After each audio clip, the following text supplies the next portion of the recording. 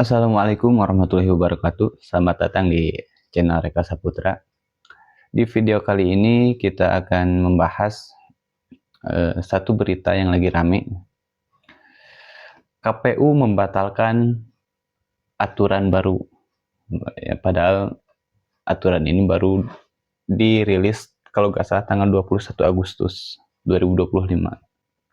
Jadi sebelumnya KPU itu mengeluarkan aturan yang mana di dalam aturan itu KPU akan merahasiakan 16 dokumen persyaratan untuk menjadi calon presiden dan calon wakil presiden. Yang mana dalam 16 persyaratan tersebut salah satunya terdapat ijazah, terus laporan harta kekayaan, dan riwayat hidup. Karena ya emang aturan ini problematik gitu, dampaknya akan besar gitu kalau tetap diberlakukan.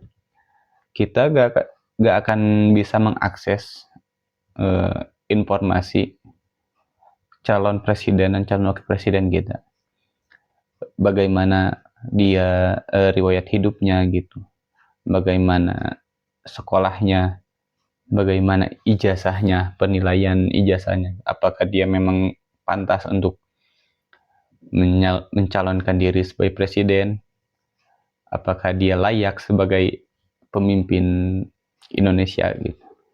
Karena dengan aturan itu kita memilih calon presiden seakan-akan disuruh membeli kucing di dalam karung gitu. Jadi kita udah gak perlu tahu orang ini seperti apa, orang ini sekolah di mana, bagaimana kapabilitasnya gitu, keahliannya bagaimana gitu. Kita dipersulit untuk mencari tahu hal tersebut, padahal itu sangat penting untuk kita menentukan pilihan kita di pemilu gitu. Bahkan tanpa aturan itu pun masyarakat kita masih banyak yang tidak peduli terhadap hal tersebut gitu. Yang penting calon ini rame, calon ini terkenal gitu, maka potensi dipilihnya akan semakin besar.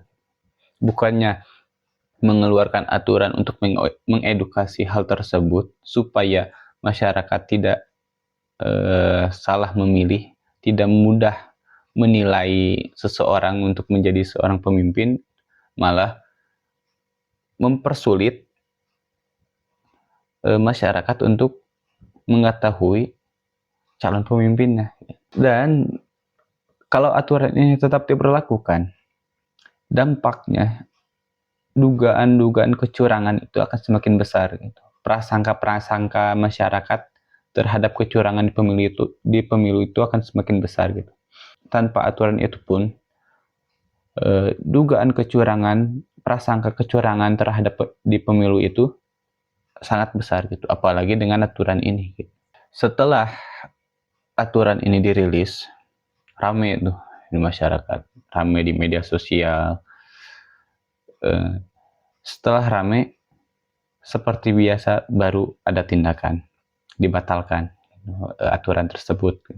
Memang harus dibatalkan, cuman dengan kejadian ini maka membuktikan bahwa kualitas lembaga-lembaga di Indonesia itu seperti ini. Tidak konsisten, tidak hati-hati dalam membuat aturan, main mengesahkan aja aturan gitu tanpa mempelajari lebih dalam dampak kedepannya seperti apa, tanggapan masyarakat seperti apa gitu. Dan KPU menjelaskan bahwa keputusan pembatalan ini diputuskan setelah mendengar aspirasi dari banyak pihak terkait terbitnya keputusan tersebut. Kan semakin kocak gitu. Kan seharusnya sebelum diterbitkan, serap dulu aspirasinya, perlihatkan dulu, nih KPU mau mengeluarkan aturan seperti ini, bagaimana tanggapan pihak-pihak tersebut, bagaimana aspirasinya. Setelah diserap aspirasinya, ternyata memang wajar untuk diterbitkan, memang pantas untuk diterbitkan, baru terbitkan, baru rilis gitu aturan tersebut. Bukan dirilis dulu setelah rame baru dibatalkan. Gak tahu kenapa lembaga di Indonesia itu selalu seperti itu gitu. Dibuat dulu aturannya, diterbitkan dulu aturannya, setelah rame baru dikaji ulang, terus dibatalkan. Jadi harus ada ribut dulu gitu. Gak tahu kenapa suka banget melihat masyarakat ribut itu. Jadi kan setelah kejadian ini terlihatnya itu kayak gimana ya? KPU itu kena mental gitu dengan tekanan ini. Apalagi aturan tersebut dirilis di tengah-tengah ramenya gugatan terhadap ijazah mantan Presiden Pak Joko Widodo. Gitu. Maka spekulasi di bawah itu semakin besar. Apakah ada sangkut pautnya antara aturan ini dengan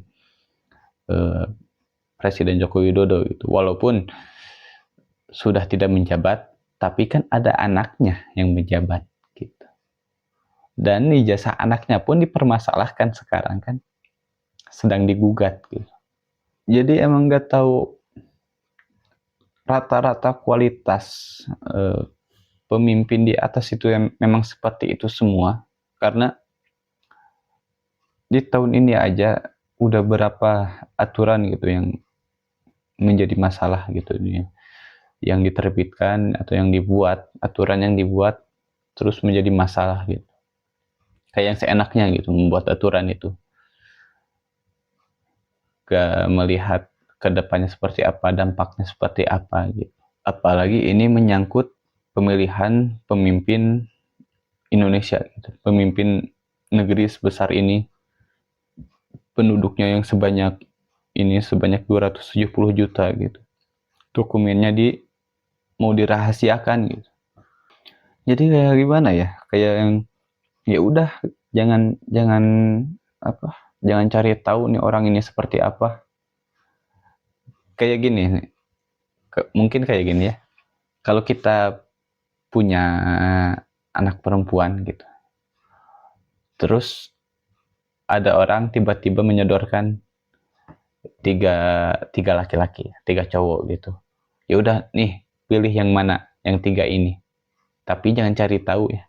Jangan cari tahu dia siapa, dia seperti apa, latar belakangnya seperti apa, dia sekolah di mana, pendidikannya seperti apa. Jangan cari tahu, langsung aja pilih gitu. Udah pilih langsung nikah. Seperti itu. Seakan-akan kayak seperti itu gitu.